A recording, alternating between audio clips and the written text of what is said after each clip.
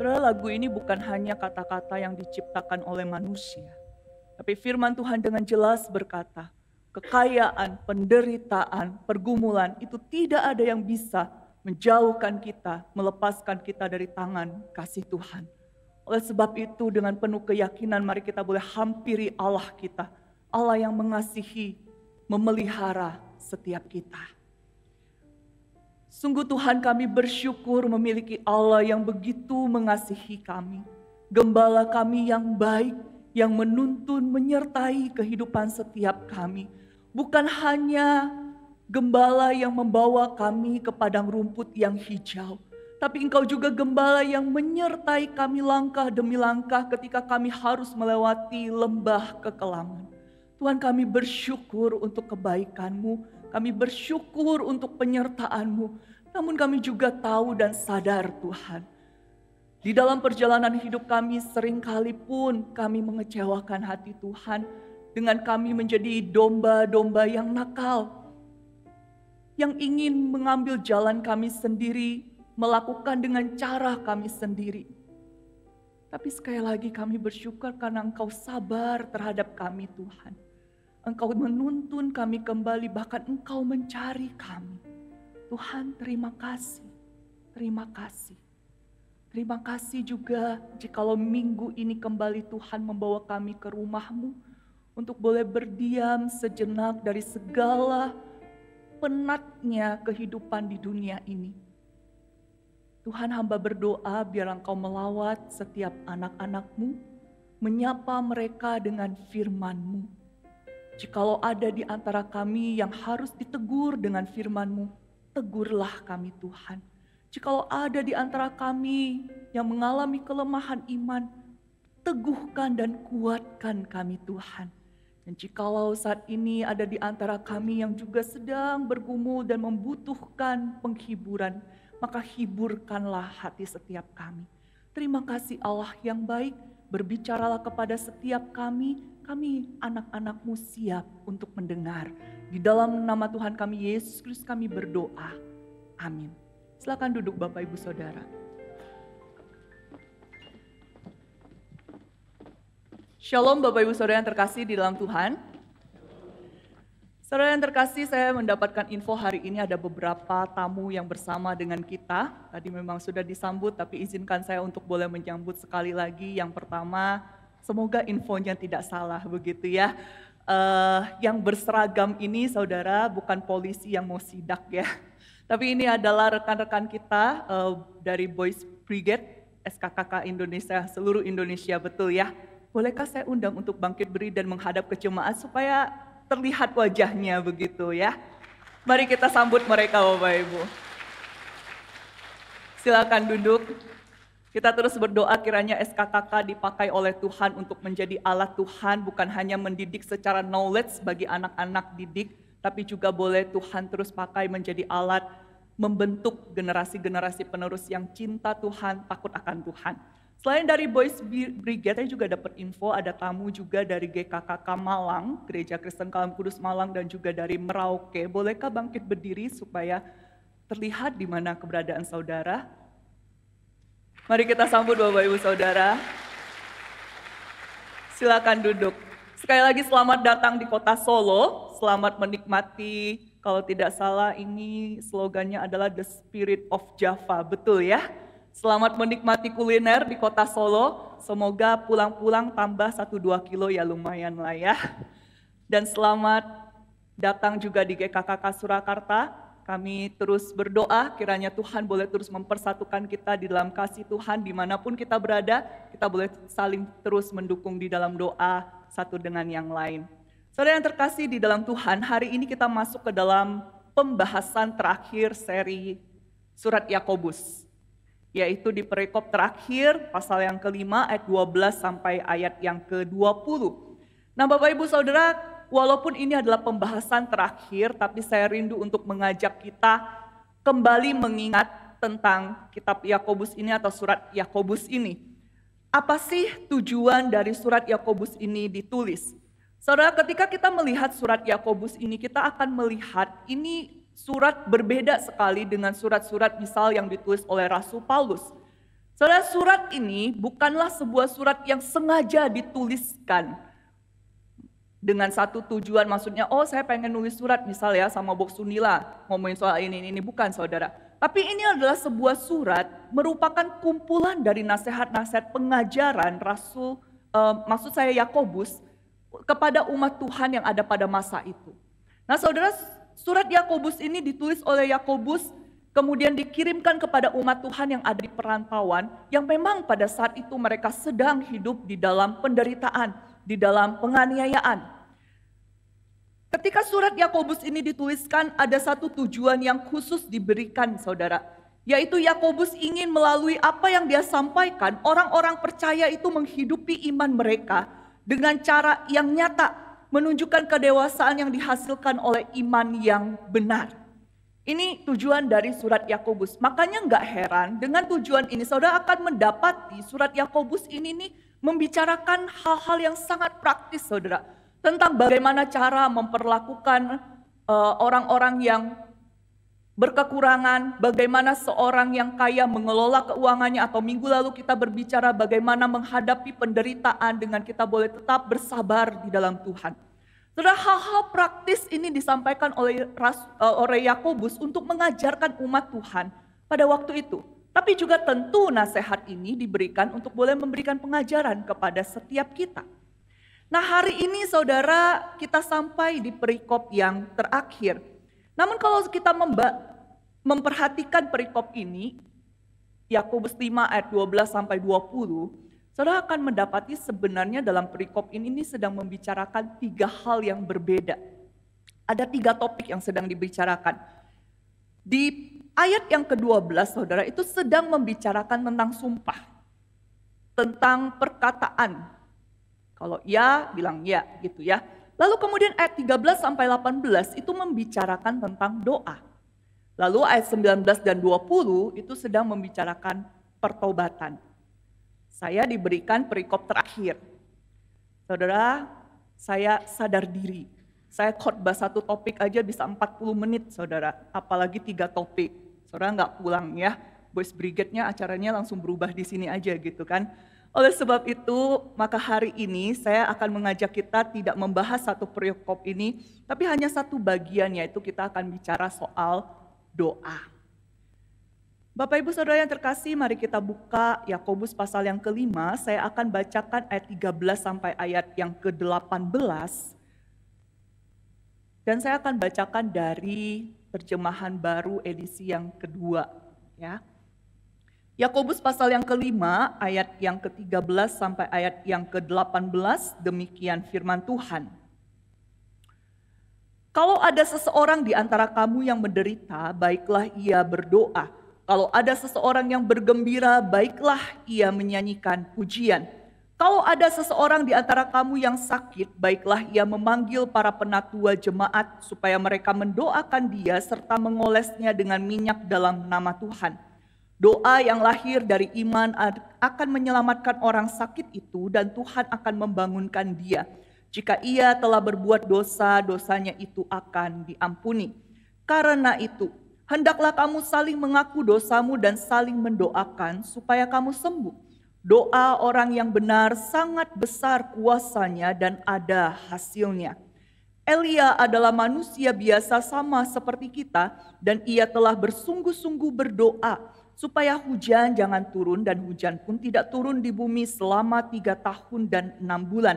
Lalu ia berdoa lagi dan langit menurunkan hujan dan bumi pun mengeluarkan buahnya. Sampai sedemikian jauh pembacaan firman Tuhan kita. Saudara yang terkasih dalam Tuhan, bagian firman Tuhan ini sangat jelas berbicara tentang doa. Karena kalau saudara perhatikan di semua ayat dari 13 sampai 18 itu semuanya ada kata doa. Karena memang itulah inti dari pengajaran Yakobus dalam bagian ini. Sedang mengajarkan tentang doa. Dan seringkali orang Kristen zaman sekarang saudara mengajarkan tentang doa juga mengambil dari bagian ini. Namun sayangnya ada beberapa orang yang kemudian menafsirkan bagian ini, khususnya ayat yang ke-14 dan juga ayat yang ke-16b dengan penafsiran yang kurang tepat.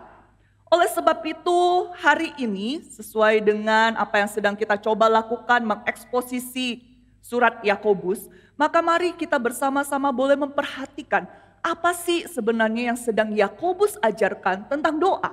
Sehingga saudara kita boleh menjadi orang-orang yang hidup di dalam doa. Saudara, hal yang pertama yang diajarkan oleh Yakobus di ayat yang ke-13 itu bicara doa adalah komunikasi dengan Tuhan. Di ayat 13 dikatakan kalau ada seseorang di antara kamu yang menderita, baiklah ia berdoa. Kalau ada seseorang yang bergembira, baiklah ia menyanyikan pujian.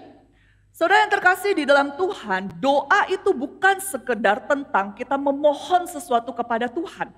Karena itu konsep yang seringkali ada di dalam benak orang Kristen. Ketika ditanya mau didoakan apa, selalu kesannya adalah kamu mau minta apa sama Tuhan.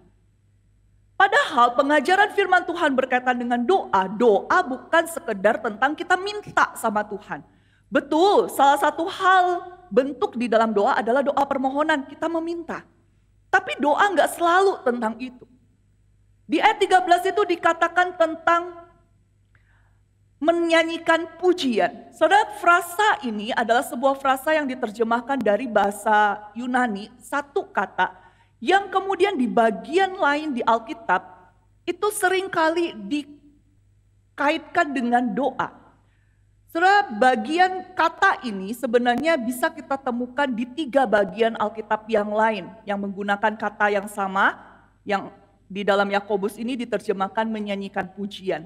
Nah, khususnya di dalam 1 Korintus 14, saudara, di situ kata menyanyikan pujian dan juga doa itu disandingkan bersama-sama.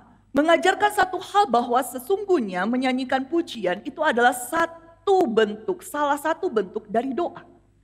Kata menyanyikan pujian dalam bahasa aslinya ini sebenarnya adalah sebuah kata yang berhubungan dengan ibadah komunal, seperti kita sekarang. Gitu ya. Jadi bukan sekedar bicara soal menyanyikan lagu kepada Tuhan, tapi bicara soal ibadah komunal. Nah, saudara, ketika kita memperhatikan bagian ini, lalu kemudian kita merenungkan tentang pembahasan kita berkaitan dengan doa, maka kita melihat sesungguhnya Yakobus sedang mau mengajarkan doa itu adalah bicara soal kita ngobrol sama Tuhan, kita berkomunikasi sama Tuhan. Bukan sekedar bicara soal kita cuma minta, tapi kita bisa berelasi dengan Dia.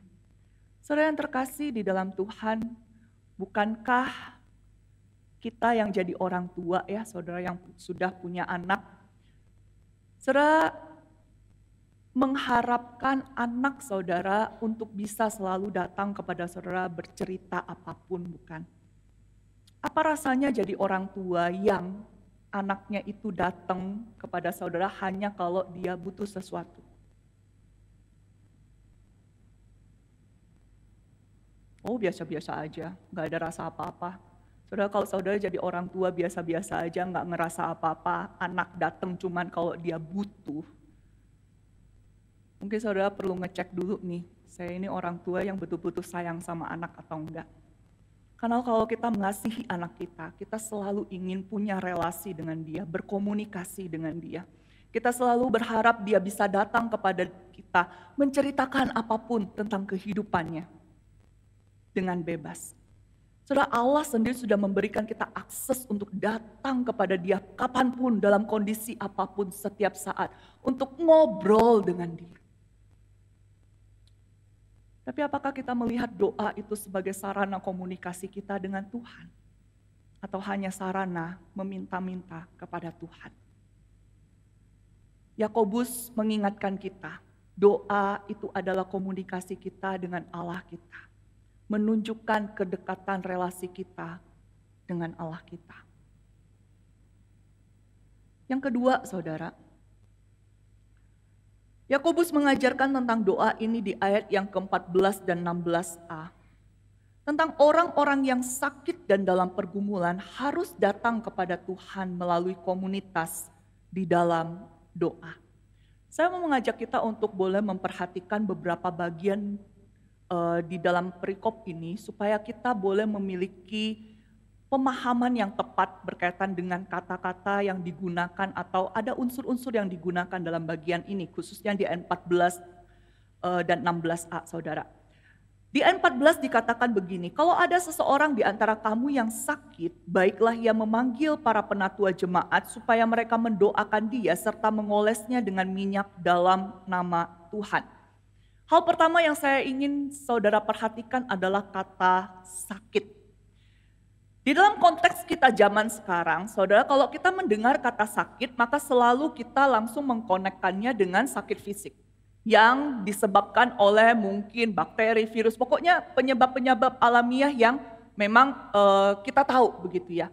Tapi kalau dalam konteks Yakobus, ketika dia membicarakan tentang sakit, itu bukan sekedar hanya tentang sakit fisik yang disebabkan oleh hal-hal alamiah yang tadi itu tuh saudara. Tapi ini juga sakit ini berhubungan dengan sesuatu yang bersifat mental, fisik, emosional, atau spiritual. Dan seringkali dipandang sebagai akibat dari kekuatan setan. Nah saudara bisa memisahkan ya, membedakan cara kita memandang sakit dan cara Yakobus pada masa itu memandang dan mengatakan tentang sakit ya. Supaya kita punya konsep yang sama nih, konsep yang benar nih. Nah saudara, di dalam Kisah Para Rasul misalnya pasal 19 ayat 12 di situ ada kisah tentang orang sakit dan dikatakan orang sakit ini seorang anak yang sedang bisu ya saudara, dia sakit lalu kemudian itu akibat dari dia dirasuki oleh setan. Nah, Bapak Ibu Saudara yang terkasih di dalam Tuhan, dalam bagian ini ketika kita melihat Yakobus berkata ketika ada seseorang yang sakit maka baiklah dia memanggil penatua jemaat. Konteks sakit ini harus kita mengerti sebagai konteks sakit dalam beberapa hal, dalam berbagai aspek kehidupan manusia, bukan hanya fisik. Lalu kemudian hal yang kedua yang saya ingin kita perhatikan adalah tentang minyak, saudara. Nah, minyak ini Bapak Ibu Saudara, pada zaman sekarang masih ada yang juga mempraktekannya berkaitan dengan minyak urapan. Saudara, kita tidak bisa berkata itu benar, itu salah begitu ya. Tapi mari kita kembali kepada Alkitab, apa sih yang diajarkan Alkitab berkaitan dengan minyak? Pada masa itu saudara, minyak itu melambangkan 3 hal. Yang pertama, minyak itu memang bersifat obat. Jadi memang ada minyak-minyak tertentu yang sifatnya menyembuhkan, mengobati. Dan juga seringkali dikaitkan dengan kegembiraan atau sukacita. Maka minyak sering menjadi simbol untuk penyembuhan. Ya, itu yang pertama yang harus kita ingat. Yang kedua, ketika bicara soal minyak, saudara, di dalam Alkitab dikatakan pengurapan dengan minyak itu melambangkan kuasa dan kehadiran Roh Kudus. Maka kalau saudara membaca di dalam Perjanjian Lama, misal ya Daud diurapi oleh Samuel, ya dia calon raja diurapi oleh Samuel. Itu menandakan kuasa dan kehadiran Allah Roh Kudus di dalam diri Daud. Jadi ketika seseorang diurapi dengan minyak, itu adalah simbol saudara ya. Bukan berarti orang yang gak diurapi minyak lalu kemudian dia gak punya kuasa dan Allah Roh Kudus gak hadir dalam hidupnya, bukan. Tapi ini adalah sebuah praktek yang memang dilakukan pada masa itu. Dengan konsep berpikir seperti itu. Sehingga kita jangan mengeneralisasi sampai zaman sekarang, oh berarti saya harus diurapi minyak baru saya ada arah Roh Kudus dalam hidup saya. Bukan begitu saudara ya. Jadi kita harus memisahkan konteks dan praktek pada zaman itu dengan praktek kita zaman sekarang. Yang ketiga, berkaitan dengan minyak. Di dalam Perjanjian Lama, saudara, pengurapan dengan minyak juga melambangkan bahwa sesuatu itu dipisahkan sebagai milik Allah. Jadi ketika itu diurapi, dikatakan ini menjadi barang yang kudus. Karena dia dipisahkan menjadi milik Allah. Dengan pemahaman ini, saudara, kita melihat konteks dan juga praktek pengurapan minyak, penggunaan minyak pada masa itu, maka sebenarnya yang bisa kita lihat, minyak ini adalah sebagai sebuah simbol. Ya, kita harus memahami ini. Ini adalah sebagai sebuah simbol. Bukan tiap kali didoain harus diurapi pakai minyak. Kalau enggak manjur. Bukan itu, saudara ya. Tapi ini adalah namanya simbol. Simbol itu bisa berbagai macam digunakan sebagai alat Tuhan untuk melawat umatnya. Hal yang ketiga yang saya mau ajak kita perhatikan dulu saudara dari bagian firman Tuhan ini. yaitu di bagian ayat 15b, saudara. Di situ dikatakan jika ia telah berbuat dosa, dosanya itu akan diampuni. Perkataan ini, kalimat ini kaitannya dengan bagian atas adalah tentang ketika seorang sakit, dia panggil penatua jemaat untuk didoakan, lalu kemudian dia akan sembuh. Jika dia berbuat dosa, maka dosanya juga diampuni. Nah saudara, ini juga harus kita mengerti dengan baik. Maksudnya begini, ketika Yakobus mengajarkan tentang sakit, dia juga mengaitkannya dengan dosa. Memang betul saudara, ada kalanya Allah mendisiplin manusia, umatnya itu yang sudah berbuat dosa dengan sakit penyakit. Ada kalanya. Tapi tidak selalu ya. Jadi jangan dibalik saudara. Orang yang sakit itu pastilah karena dia berdosa, makanya dia sakit. Enggak selalu ya. Makanya saya selalu mewanti-wanti, apalagi kalau kita besuk orang sakit, dia udah sakit, terbaring di rumah sakit, lalu kemudian yang besuk datang sama dia bilang begini, "Makau kamu ini loh, doa pengampunan dosa, kamu sih ngakuin dosa makanya kamu sakit. Coba kamu doa pengampunan, minta sama Tuhan, pasti kamu disembuhin kalau dosamu udah diakui dan kamu bertobat." Saudara, sebagai yang sakit diomongin gitu, apa rasanya saudara? Mungkin kayak saya yang waktu lalu gitu ya, belum operasi, saya cerita, kemudian ada orang ngomong sama saya, kau muse doa pertobatan, muse sih berdosa, makanya kan dikasih penyakit gitu. Untung saya muse saudara, kalau misalnya sampai saya digituin, ya mungkin saya akan marah balik ya. Kamu siapa kok bisa ngejudge saya berdosa kan ya?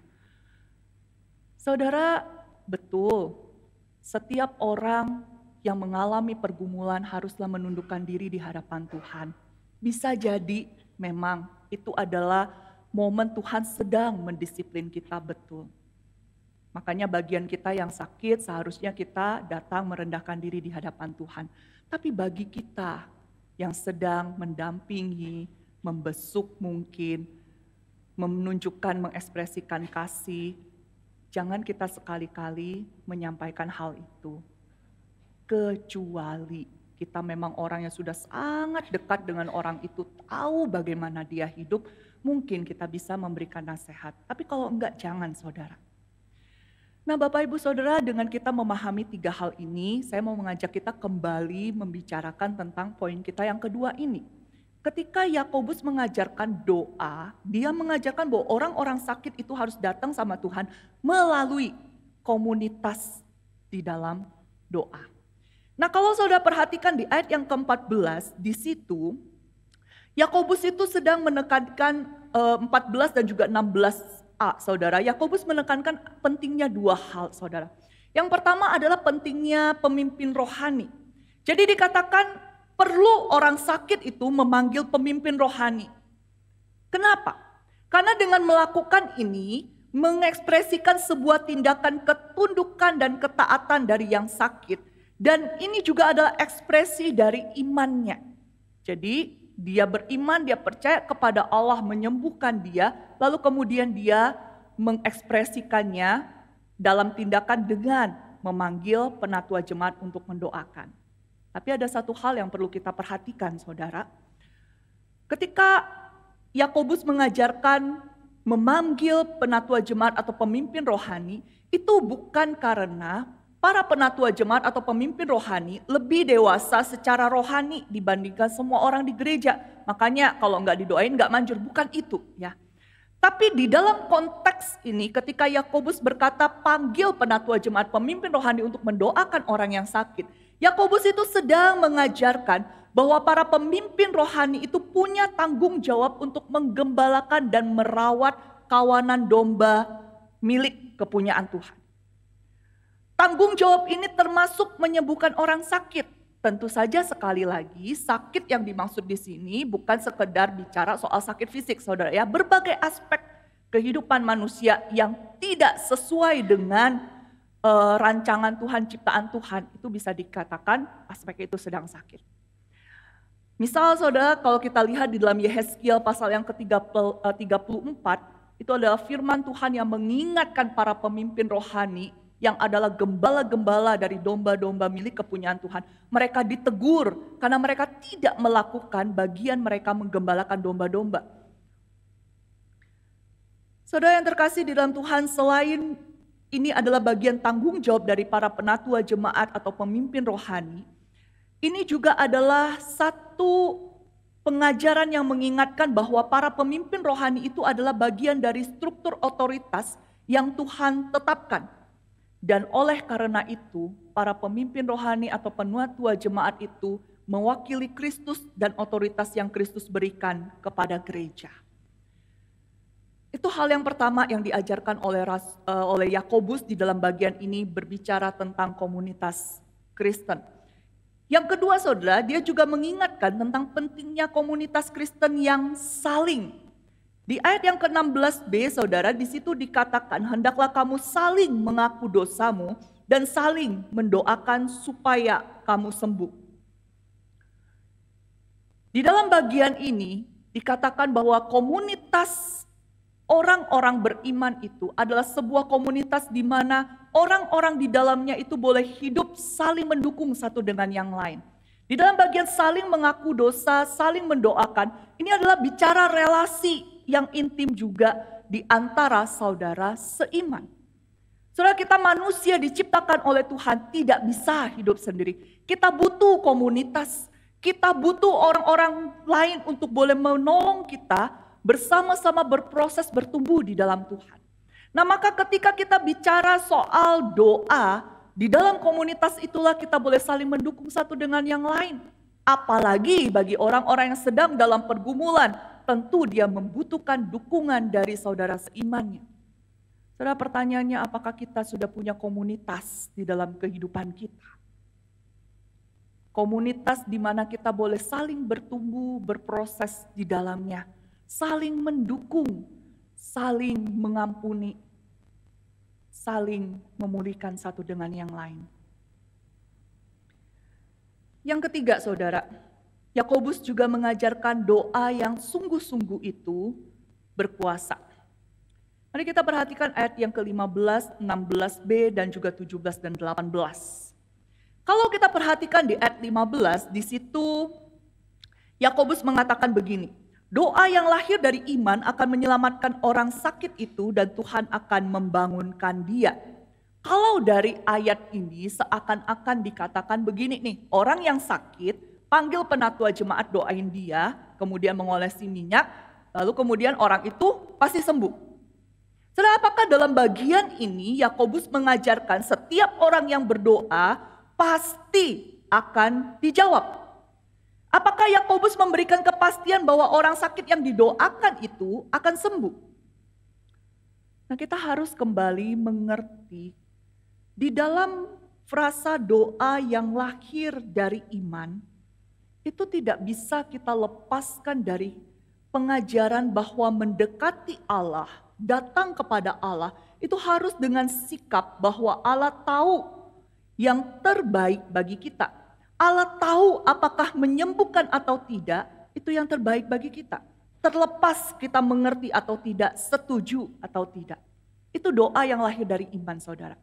Jadi doa yang lahir dari iman bukan sekedar bicara begini nih. Doa yang lahir iman adalah saya percaya Tuhan memberikan yang terbaik bagi saya. Yang terbaik adalah saya punya rumah 2 lantai, mobil Ferrari. Maka kemudian saya doakan sungguh-sungguh setiap hari kalau bisa fotonya dipasang di depan meja kerja saya gitu ya. Tiap malam saya doa, saya pandangi kalau bisa di dalam otak saya itu saya sudah bisa menggambarkan, deskripsikan secara detail warnanya apa, mau seperti apa, yang seri tipe apa itu. Saudara, itu bukan doa yang lahir dari iman. Sekali lagi, doa yang lahir dari iman, kita harus ingat iman itu berbicara tentang kita hidup percaya kepada Allah yang menyediakan yang terbaik bagi kita. Ini bicara soal kita menundukkan diri di hadapan Allah dan kehendaknya. Jadi, ketika kita berdoa untuk sesuatu, lalu kemudian Allah memberikan, mungkin tidak sesuai yang kita inginkan. Bisa jadi Tuhan memberikannya sesuai yang kita inginkan tapi dengan cara yang tidak kita inginkan, maka orang-orang yang beriman akan tetap menundukkan diri dan taat. Saudara, di dalam Alkitab yang kita baca, kisah orang-orang yang mengikut Tuhan, kisah demi kisah, kita akan mendapati banyak sekali cerita tentang bagaimana Tuhan menjawab doa seseorang. Misal saudara ya, tentang Naaman. Saudara, Naaman ini seorang panglima yang sangat dihargai oleh rajanya. Karena dia membawa negaranya menang perang. Satu kali dia sakit kusta.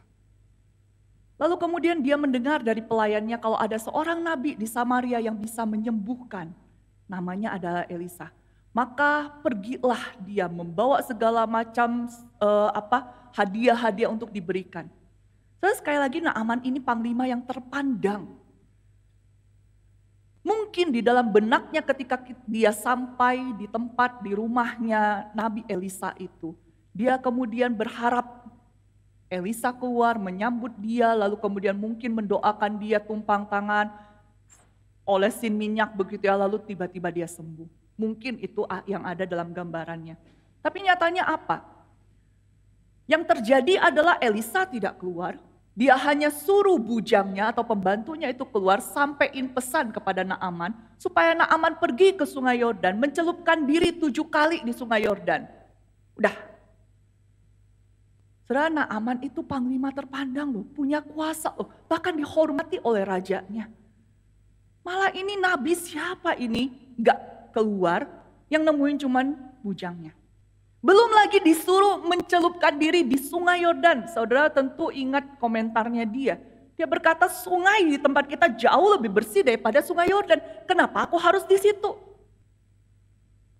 Tapi atas nasihat dari hamba-hambanya, akhirnya Naaman pun melakukan, mungkin dengan dongkol, ngomel-ngomel, gak suka begitu ya. Tapi akhirnya Tuhan sembuhkan saudara. Tuhan sembuhkan. Ayat 16 saudara dikatakan 16b, doa orang benar sangat besar kuasanya dan ada hasilnya.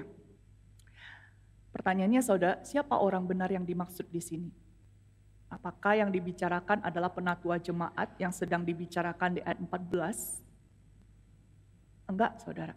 Apakah yang dibicarakan adalah orang-orang saleh yang selalu melakukan kebaikan, yang selalu taat, aktif di gereja pelayanan, nggak pernah bolos ibadah. Apakah itu? Enggak, saudara. Kalau kita kembali kepada surat Roma yang ditulis oleh Rasul Paulus, saudara, di situ dikatakan Roma 3 ayat 10 bahwa tidak ada seorang pun yang benar, seorang pun tidak. Artinya nggak ada satupun. Jadi kalau misalnya nggak ada orang benar, lalu siapa yang dimaksud oleh Yakobus dalam bagian ini? Betul saudara, semua manusia berdosa dan tidak ada seorang pun yang benar di hadapan Tuhan. Tapi kita harus ingat, setiap orang yang sudah menerima anugerah keselamatan dari Yesus Kristus, maka status mereka yang orang berdosa dibenarkan menjadi orang benar. Tapi ingat, status orang benar ini hanya kita dapatkan di dalam Yesus Kristus. Jadi hanya orang-orang yang menundukkan dirinya kepada Yesus Kristus, percaya, hidup beriman kepada Yesus Kristus, itu orang benar. Orang-orang inilah yang dikatakan oleh Yakobus kemudian sangat besar kuasanya, doanya itu loh besar kuasanya dan ada hasilnya. Dan menarik saudara, dalam bagian ini kemudian, kan 16b tulisnya begitu, 17 dan 18, Yakobus memberikan ilustrasi Nabi Elia. Ayat 17-18 ini saudara ya, adalah kisah yang diambil dari 1 Raja-Raja 17 dan 18. Jadi saudara nanti pulang ke rumah gampang ingatnya, dibaca saudara kisah ini ya. 1 Raja-Raja 17 dan 18, 2 pasal. Saudara, kalau di dalam bagian ini Yakobus hanya mengutip tentang bagaimana Elia itu berdoa sungguh-sungguh supaya hujan tidak turun, lalu kemudian hujan tidak turun selama 3,5 tahun. Lalu setelah itu Elia berdoa sungguh-sungguh supaya hujan turun, hujan pun turun. Tapi kalau saudara perhatikan 1 Raja-Raja 17 dan 18 ini, itu memuat kisah yang begitu luar biasa yang dilakukan oleh Elia. Saudara, yang pertama tentang hujan itu. Yang kedua, saudara mungkin ingat dengan kisah ketika hujan sudah tidak turun sekian lama, maka terjadilah kelaparan. Lalu kemudian Elia pun di dalam perjalanannya dia berhenti di satu rumah, ada seorang ibu dengan anaknya yang hanya memiliki tepung sedikit saja, yang dia katakan bahkan itu hanya cukup untuk makannya sehari itu, habis itu udah gak ngerti mesti gimana. Tapi Elia bilang begini, buatkan dulu roti untukku, lalu kemudian buat untukmu. Kita tahu saudara, Alkitab mencatat tepung itu gak pernah berhenti, gak pernah habis. Cukup bagi mereka. Bukan hanya itu, yang terjadi kemudian adalah anak dari pemilik rumah mati, meninggal saudara. Lalu Elia pun berdoa dan anak itu pun bangkit dari kematian. Setelah itu apa yang terjadi lagi saudara? Elia berperang dengan 400-an nabi-nabi Baal saudara. Dikatakan mereka, Elia nantang mereka begitu ya, untuk memberikan korban bakaran kepada yang mereka sembah. Elia berkata, atur korban persembahanmu, lalu mintalah supaya dewamu menurunkan api. Sepanjang hari dewa-dewa Baal itu melakukan segala macam ritual, tapi api enggak turun. Kemudian tibalah waktunya Elia. Dia susun korban bakarannya itu. Bukan hanya itu. Lebih dramatis lagi, dia suruh orang 3 kali siram itu korban dengan air. Bahkan parit yang dia bikin itu penuh dengan air. Secara logika manusia gak mungkin api bisa nyala. Saudara. Tapi Elia berdoa dan Tuhan turunkan api. Habis semua sampai air-air yang ada di dalam parit itu. Saudara, kalau orang kayak gitu hidup di zaman kita sekarang, kita akan sebut dia apa saudara? Saya percaya kalau dia jadi gembala sebuah gereja ya, gereja itu akan penuh. Saya yakin saudara. Tapi menariknya, justru Yakobus di ayat 17 sebelum dia bahas tentang Elia ini yang doa minta hujan, minta enggak hujan. Dia tulis di awal itu dia katakan begini di ayat 17.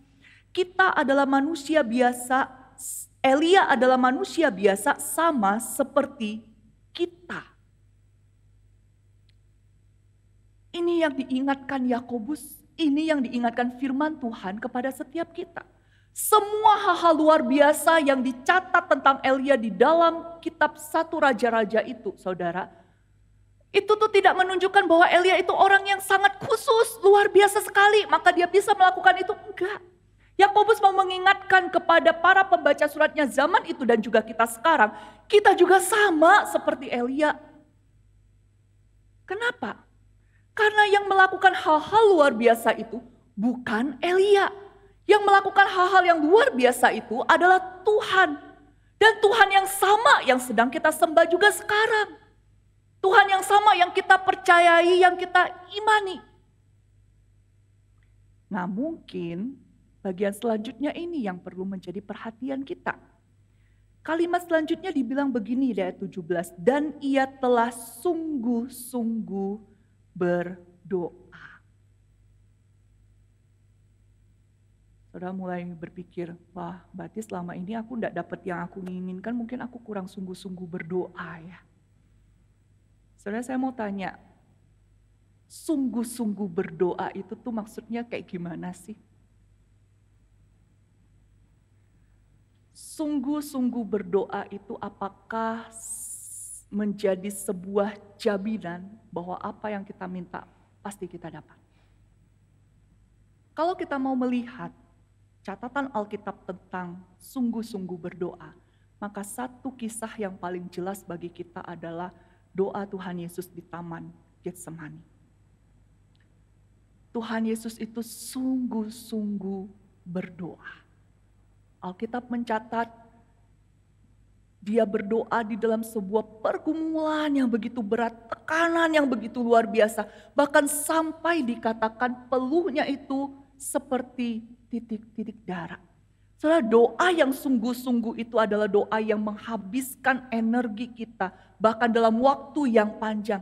Dan membuat kita secara mental, secara fisik itu begitu lelah. Karena kita menghadapi sebuah pergumulan yang begitu berat. Tapi di dalam doanya Tuhan Yesus selalu berkata, bukan kehendakku, melainkan kehendakmu. Saudara, doa yang sungguh-sungguh itu adalah doa yang sekali lagi kita naikkan di dalam ketundukan kita kepada Tuhan. Kita berdoa untuk sesuatu dengan semua emosi kita, perhatian kita tercurah kepadanya. Tapi di dalam konteks ketundukan kepada Tuhan. Tuhan Yesus sungguh-sungguh berdoa, tapi nyatanya Allah Bapa tidak memberikan yang Dia mau. Bukan hanya Tuhan Yesus, saudara, di Alkitab di Perjanjian Lama misal, Raja Daud itu sungguh-sungguh dia berdoa untuk anaknya yang sedang sakit parah.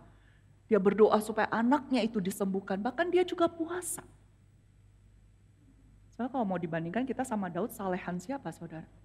Tapi nyatanya Tuhan tidak memberikan apa yang Daud minta. Doa yang lahir dari iman dan doa yang sungguh-sungguh berbicara tentang percaya kepada Allah, ketaatan dan ketundukan kepada kehendak-Nya. Sekalipun Allah tidak menjawab sesuai keinginannya, namun orang yang benar tetap mengalami damai sejahtera. Saudara, sekali lagi, cara Allah itu seringkali cara yang misterius.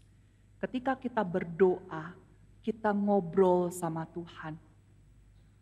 Seringkali Tuhan menggunakan itu untuk boleh memproses kita. Izinkan saya untuk boleh menutup renungan kita hari ini dengan saya menceritakan 2 pengalaman saya berkaitan dengan doa saudara ya. Yang pertama saudara, di dalam hidup ini saya ada 2 doa yang saya doakan untuk waktu yang sangat lama, sangat panjang. Sampai hari ini dari sejak saya remaja. Yang pertama adalah doa untuk papa saya yang sampai hari ini belum percaya kepada Tuhan. Yang kedua adalah doa untuk mama saya. Saudara, bagi sebagian saudara yang jemaat di sini tahu bahwa saya ditinggal oleh mama saya sejak saya kelas 1 SMA. Saya ditinggal dalam kondisi waktu itu relasi saya dengan mama saya itu baru dipulihkan 1,5 tahun mungkin saudara. Jadi baru tahu rasanya punya mama gitu loh. Ketika baru tahu rasanya punya mama, mama pergi. Karena pertengkaran konflik dengan papa dan juga hopo saya begitu ya. Saya marah sama Tuhan, tapi di dalam kemarahan saya berdoa sama Tuhan supaya Tuhan mengembalikan mama saya. Sampai hari ini mama saya gak pulang saudara ya. Saya mendoakan itu dari sejak mama saya pergi, saya kelas 1 SMA, terus saya doakan. Sampai saya masuk seminari Alkitab Asia Tenggara, saya sekolah di sana, dididik di sana. Tuhan terus memproses saya. Saya doanya masih sama saudara. Sampai pada satu titik doa saya berubah. Saya tidak lagi minta sama Tuhan supaya mama saya pulang. Saya bisa ketemu mama saya. Karena saya tahu di dalam keputusan-keputusan yang diambil orang tua saya ada hal yang tidak bisa saya paksakan. Tapi di titik itu doa saya berubah jadi gini. Saya tidak berdoa mama pulang. Saya berdoa supaya Tuhan menolong mama saya boleh menjaga, memelihara imannya. Karena mama saya percaya sama Tuhan dari sejak kecil, dia orang Kristen begitu ya. Saya berdoa supaya Tuhan tolong dia boleh tetap beriman kepada Tuhan. Sehingga kalaupun saya tidak bisa berjumpa dengan dia di dunia ini, saya berjumpa dengan dia di surga. Karena kami percaya kepada Juru Selamat Yesus Kristus. Itu yang pertama saudara. Saya doa sungguh-sungguh, tapi Tuhan tidak memberikan apa yang saya mau, sesuai keinginan saya enggak. Tapi Tuhan memproses saya sehingga saya bisa mendoakan hal yang lain dan saya tahu itu yang terbaik. Yang kedua saudara, kalau ini dijawab oleh Tuhan ya, kalau dari tadi kan kesannya kok Tuhan gak kasih ya, tapi ini dijawab oleh Tuhan. Saudara, tahukah saya ketika studi di Saat, kami ini punya, kalau di Saat kan ada yang namanya praktek 2 bulan ya.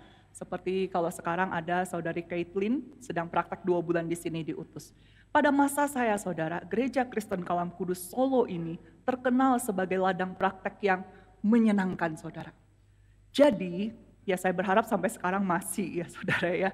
Jadi kami para mahasiswa itu pasti akan bersuka cita kalau praktek di sini. 2005 itu adalah masa praktek 2 bulan saya yang pertama. Saya doa sama Tuhan saudara ya. Karena teman saya, kamar saya itu praktek di sini, dia cerita betapa menyenangkannya di sini. Saya doa. 2005 gak dikasih saudara. Itu praktek 2 bulan saya yang pertama, saya dikirim ke Tasikmalaya. Yang berbeda jauh dari Solo, dari cerita Solo begitu ya. 2006 saya praktek 2 bulan lagi yang terakhir. Saya doa juga sama Tuhan. Dikasih nggak saudara? Enggak saudara, nggak dikasih. Saya cuma bilang Tuhan, saya pengen dong praktek di tempat yang seperti cerita teman-teman. Karena yang 2006 yang dikirim praktek satu angkatan dengan saya. Dia pun cerita hal yang sama saudara. Jadi kan makin bikin gimana gitu ya. Tapi karena sudah nggak dikasih dan saya tahu nggak mungkin praktek 1 tahun saya kesini, ya sudah. Saudara, cara Tuhan itu cara yang misterius.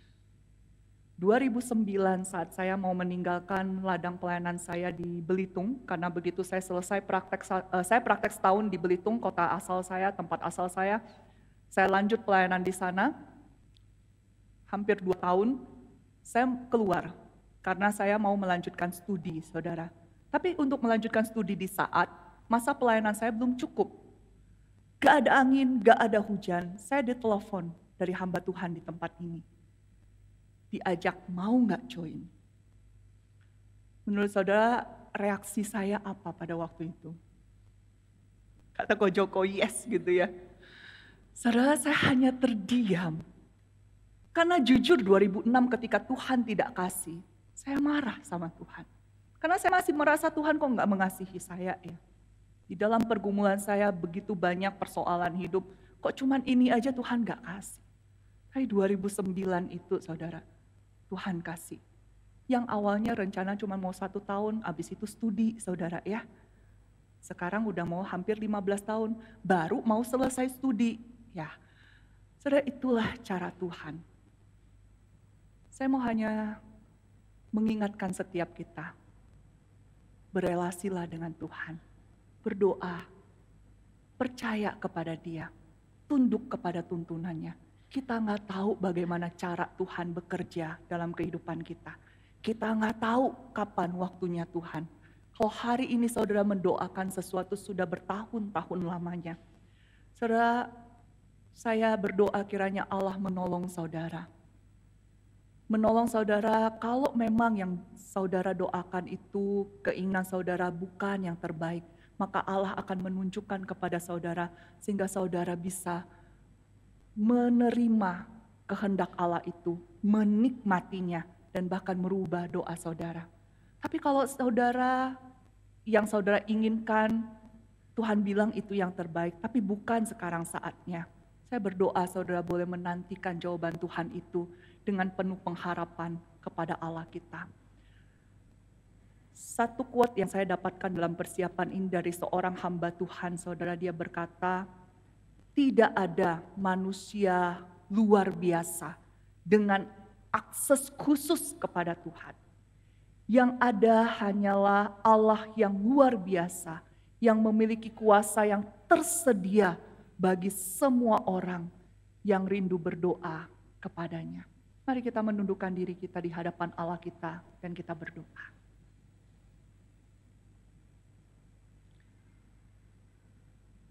Saudara, saya memberikan waktu bagi Bapak, Ibu, Saudara untuk boleh menaikkan doa saudara. Saya tidak kenal saudara secara pribadi, pergumulan saudara apa. Tapi Allah kita kenal dengan saudara. Sebab itu jangan ragu, datang dan berdoalah kepadanya.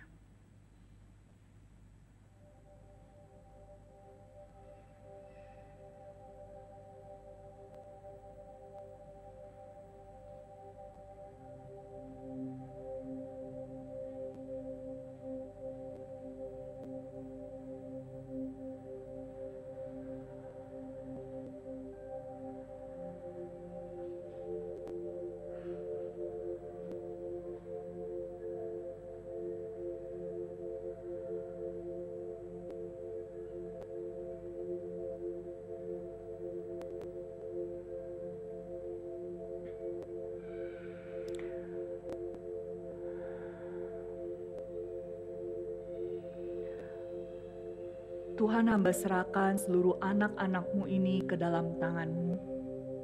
Biarlah mereka boleh hidup bertekun di dalam doa. menikmati komunikasi dengan Tuhan, menikmati kedekatan dengan Tuhan. Karena dengan kami dekat dengan Engkau, maka ketenangan itu akan kami peroleh apapun musim kehidupan kami. Tuhan, Engkau yang sudah mendengar setiap seruan mereka, Engkau Allah yang tahu sampai pada akhir kesudahan kami. Yang artinya Engkau Allah yang tahu yang terbaik bagi kami. Oleh sebab itu ya Tuhan, biarlah Engkau Allah yang boleh memberkati anak-anak-Mu. Mereka menaruh pengharapannya kepada Engkau dan boleh menundukkan diri kepada Engkau dan kehendak-Mu. Terima kasih Allah yang baik, kami bersyukur di dalam nama Tuhan kami, Yesus Kristus. Amin.